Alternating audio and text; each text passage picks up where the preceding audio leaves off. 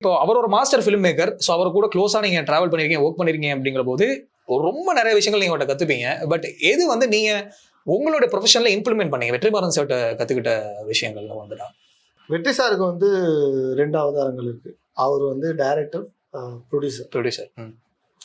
எனக்கு 2 ப்ராஜெக்ட்டுக்கு அவர் ப்ரொடக்ஷன்ல பண்ணி கொடுத்துருக்காரு. டைரக்டராகவும் எனக்கு நிறைய கைட் பண்ணியிருக்காரு. அவருடைய ரொம்ப ஸ்ட்ரென்த்துன்னு நான் பார்க்கறது அவருடைய ஸ்கிரிப்ட் அண்ட் எடிட்டிங். அந்த எடிட் நாலேஜ் அது வந்து எக்ஸ்ட்ரானரியா இருக்கும். அது வந்து நான் அப்படியே வியந்து அதாவது கண்டென்ட் சாதாரண கண்டென்ட்டா இருக்கும். அதை வெட்டி ஒன்று பண்ணி காட்டுவார். அதே கண்டென்ட் தான்.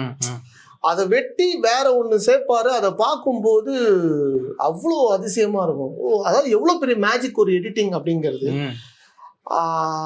பாலுமேந்திரா சார்கிட்ட அவரு கூட எடிட்டிங்லயே இருந்து பிளஸ் அவரு இன்பான் அவருக்குள்ள இருந்த ஸ்கில்லு. வெற்றி சார்கிட்ட இருந்து நான் ஸ்கிரிப்ட் அண்ட் எடிட்டிங் ஸ்கில் நான் அதிகமாக நான் வந்து வாங்கிக்கிட்டேன்னு நான் நினைக்கிறேன் டைரக்டரா. ஏன்னா வந்து ஒரு ஸ்கிரிப்டை பண்ணும்போது அதுல எல்லா கேரக்டருக்கும் எல்லா பாத்திரங்களுக்குமான தர்மத்தை எப்படி காப்பாத்துறது. ஏன் அவருடைய படங்கள் எல்லாமே ஒரு கல்ட் மூவியா மாறுதுன்னா அவர் எல்லா கேரக்டரையுமே வந்து கரெக்டா ட்ரீட் பண்ணுவாரு. சும்மா ஒரு கேரக்டர் வைக்க மாட்டார். அந்த கேரக்டருக்கு ஒரு காரணம் வைப்பார்.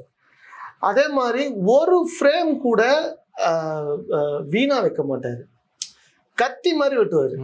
அதாவது அந்த இடத்துல அந்த சீன் அந்த எமோஷன் முடிஞ்சா அங்க வெட்டு அப்படின்னு அந்த மாதிரி அடிக்கணக்குல தான் பேசுவார். 2 அடி வெட்டு அப்படின்னுவாரு. அவரு அந்த ஓல்டு டைப்ல அந்த இந்த ஸ்டைல்ல சொல்லுவாரு. அவர் லாங்குவேஜ் அது. ஆமா, அவர் லாங்குவேஜ் அது.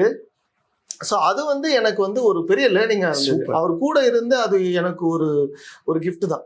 அது நான் பேட்டை காலையிலுமே அண்ணனஜிலுமே இப்ப பண்ற படங்கள்லையுமே அந்த ஸ்கில்ல தான் நான் வந்து பயன்படுத்துறேன்னு நினைக்கிறேன்.